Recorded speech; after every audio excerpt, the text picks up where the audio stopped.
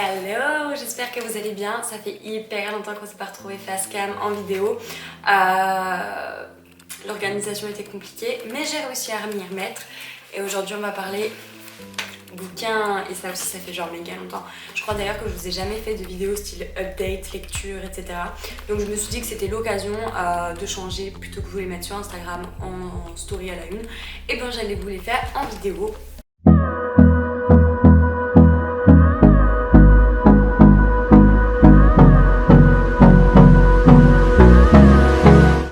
Avec le bouquin de Virginie Grimaldi et que ne durent que les moments doux. Donc en fait on va parler de deux histoires, d'un côté une maman qui est en devenir et de l'autre côté une maman qui part à la retraite et donc laisse partir ses enfants. Et donc on va suivre en fait tout leur processus, toutes les questions qu'elles vont se poser, tous leurs doutes, toutes leurs craintes, mais aussi tous les moments de bonheur. Et j'avoue que ce livre a été une putain de claque. Je l'ai lu en fait pas longtemps après avoir accouché, on va dire au bout de 3 mois ou 4 mois après avoir accouché. Et bon sang, je sais pas si c'était encore mes hormones de grossesse qui étaient là, mais j'ai rigolé, j'ai pleuré. Je suis passée par toutes les émotions en lisant ce livre. Ça a été vraiment quelque chose de très émotionnel. Je me suis retrouvée dans plein de choses, j'ai aussi déculpabilisé parce que franchement, quand on devient maman, on a l'impression soit d'être une mauvaise maman, soit d'être folle alliée, en fonction des réactions qu'on a, surtout quand nos nerfs lâchent. Et ça a été franchement un pur kiff. Les personnages, ils sont super attachants, l'histoire elle est touchante, la fin m'a quand même surprise, je dois dire. L'histoire elle est bien écrite, c'est simple, c'est une dose de bonheur, franchement, même si j'ai pleuré. Mais c'est vrai que je me suis rendu compte de beaucoup de choses avec ce livre, que ce soit dans mon rôle de maman, dans celui de ma mère, aussi de son regard vis-à-vis de nous en fait, de ce que pouvaient éprouver nos parents, chose que en fait avant de devenir parent c'est compliqué de se mettre à la place. Et ça a aussi parlé des doutes que j'ai quant au futur de mon enfant, quand lui aussi va partir et du coup on va dire que ça prépare un petit peu. On est préparé à la grossesse, on n'est pas préparé au postpartum, on n'est pas préparé à devenir parent, on n'est pas préparé à tout ce qui va arriver après en fait. Et franchement ça... Je trouve en tout cas que c'est quelque chose qui nous prépare, donc sait-on jamais, hein, si vous voulez les lire, allez-y. En tout cas, merci à l'autrice pour le merveilleux moment émotion que j'ai eu avec ce bouquin-là. C'est un livre que je vais me souvenir vraiment, franchement je l'adore et je vous le conseille. Ensuite j'ai lu Le portail d'Athénor de Luc Gianetti, pour pas que je dise... mal son nom de famille. C'est lui qui m'a envoyé ce livre-là. Quand j'ai lu le 4e de couverture, autant vous dire que j'étais en kiff. C'est pas mon habitude de lire des romans fantasy, j'en lis, mais ça reste très rare. Mais j'avoue que j'ai été super intriguée par le monde.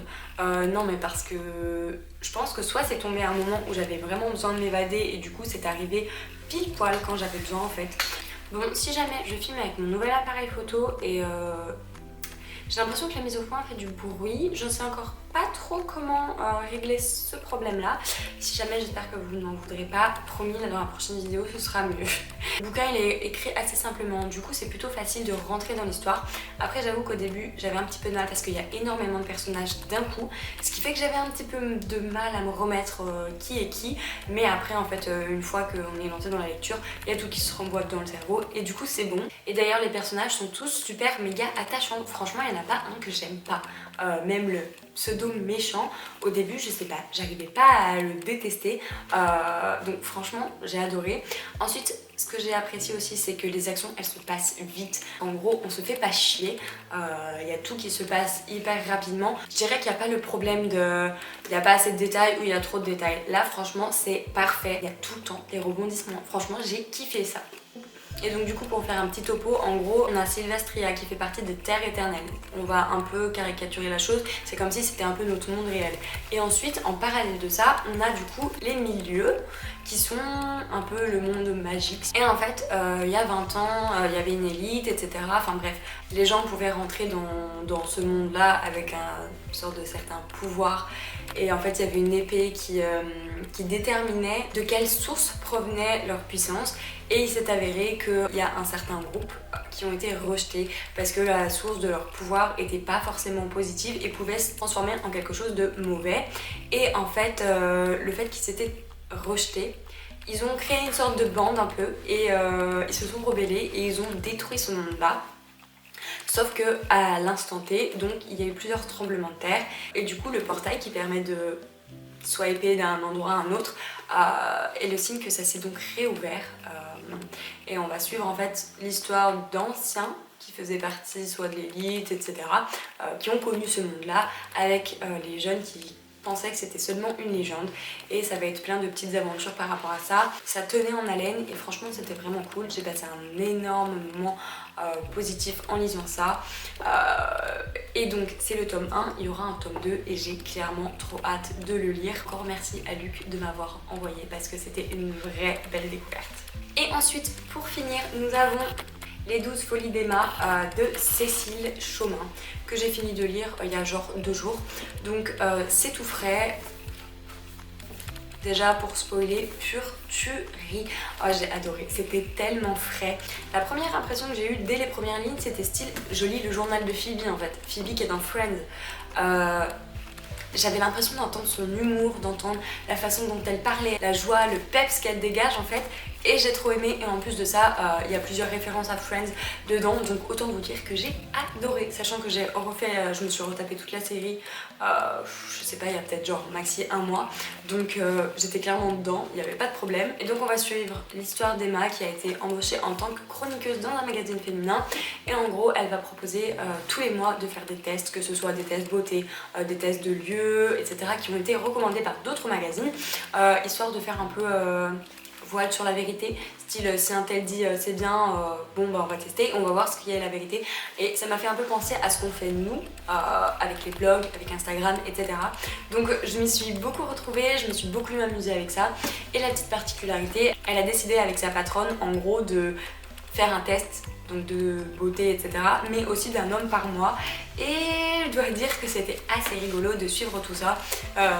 Ça me fait penser à une fille, je sais plus si c'est sur TikTok ou sur Instagram, je crois que c'est sur TikTok, qui en gros à chaque fois qu'elle fait un date, elle en parle, et ça m'a fait un peu penser à ça, et franchement j'ai beaucoup aimé.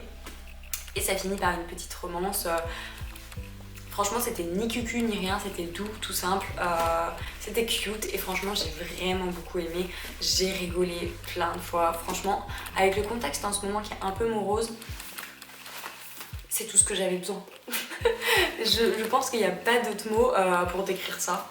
Allez le lire. En plus il est super bien écrit dans le sens où ça se lit facilement, c'est fluide, c'est agréable. À chaque début de chapitre en fait vous avez genre un petit paragraphe avec une petite phrase, ou alors un petit texte, que ce soit en français ou en anglais. D'ailleurs c'est là que je vois que j'ai progressé en anglais parce que j'ai pas eu besoin de traduire, j'ai tout compris, j'étais là trop bien. Bref, sur ce, j'ai qu'un mot à dire, les 3 bouquins que je vous ai parlé, aucune déception, j'ai adoré. Dites-moi dans les commentaires si ça vous fait plaisir que je vous fasse des petites updates comme ça en vidéo. Bon là du coup j'en avais 3, mais étant donné que le premier livre que j'ai lu c'était il y a genre 4 mois, si j'avais pas fait les résumés sur mon téléphone, je suis pas sûre de me souvenir de tout. Bref, tout ça pour dire, dites-moi si ça vous a plu dans les commentaires, dites-moi aussi ce que vous êtes en train de lire, et puis en attendant une prochaine vidéo, je vous fais des bisous. Ciao!